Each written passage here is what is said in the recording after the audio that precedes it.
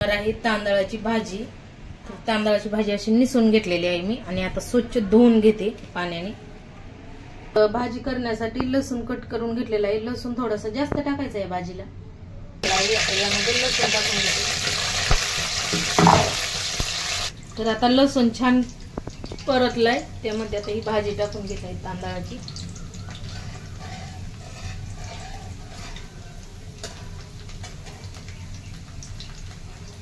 ₹10 एक जुळी आणली होती तांदूळाची भाजी।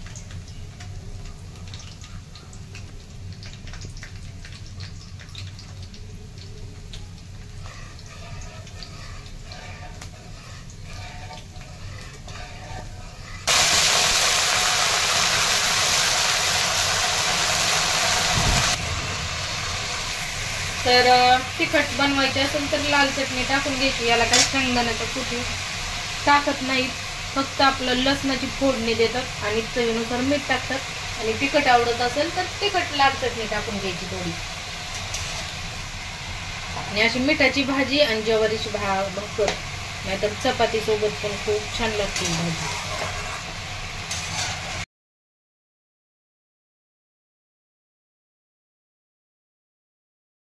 तर कढईभर भाजी शिजून केवढूशी झालेली आहे आणि अंगच्याच पाण्यामध्ये छान शिजून घेतलेली आहे, नाही टाकलेलं।